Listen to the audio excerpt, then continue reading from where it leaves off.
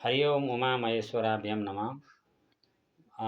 श्रोता भक्त महानुभाव, म दर्शक महानुभाव, म आज यहाँहरूलाई हिन्दू शब्द भनेको के हो, हिन्दू शब्द कसरी भयो र यहाँ सनातन वैदिक धर्मलाई हिन्दू धर्म किन भनियो भन्ने बारेमा छोटो जानकारी दिन चाहन्छु।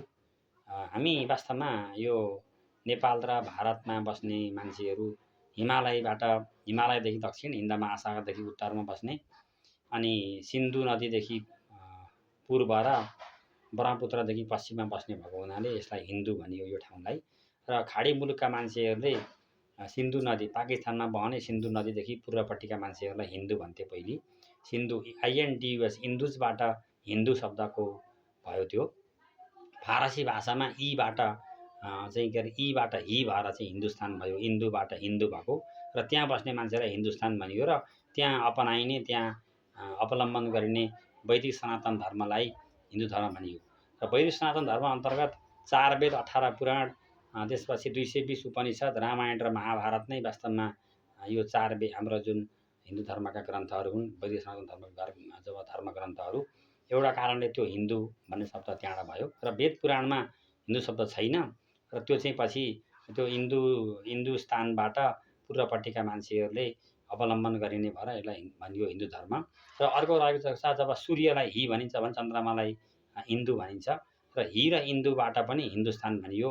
चन्द्र र सूर्यको नाउँ पनि जोडिएको छ यसमा। त्यसै कारणले औँसीका दिन शिवजीको आराधना गर्ने र पूर्णिमाको दिन पार्वतीको आराधना गर्ने समूहलाई पनि वास्तवमा हिन्दू भनियो, एउटा कारण त्यो पनि हो।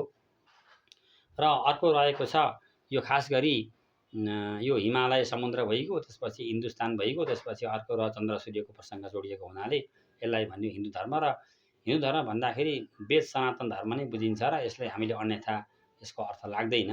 र खास गरी यो धर्म भनेको यस्तो खालको चिज हो कि यो सृष्टिदेखि नै यही धर्म विश्वमा सञ्चालित हो र कलिजुगको कारणले मात्रै अनि यो अनेकका सम्प्रदायहरू निस्किएर हिन्दू धर्म वेद सनातन धर्म ओझेल नपरेको हो। यस कारणले गर्दाखेरि धर्मशास्त्रहरूको अध्ययनबाट यो कुरा प्रमाणित हुन्छ र हामीले अध्ययन नगरे त्यसै बिचैमा यो धर्म यो के हो, यो हिन्दू भनेको के हो, भनेको वेद भनेको के हो भनेर हामीले टिका टिप्पणी गर्नु चाहिँ वास्तवमा त्यो अज्ञानता हो र यसलाई हामीले त्यस्तै कुरा साना कुरामा सीमित राख्नु हुँदैन।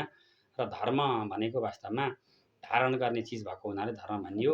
र हामीले जे अनि पञ्चायन देवता गणेश, विष्णु, शिव, सूर्य, भगवती पूजा गर्ने हाम्रो जुन परम्परालाई नै हामी हिन्दू धर्म अथवा वेद धर्म अथवा सनातन धर्म भनेर भन्ने गर्छौँ। हरि ओम तत्सत।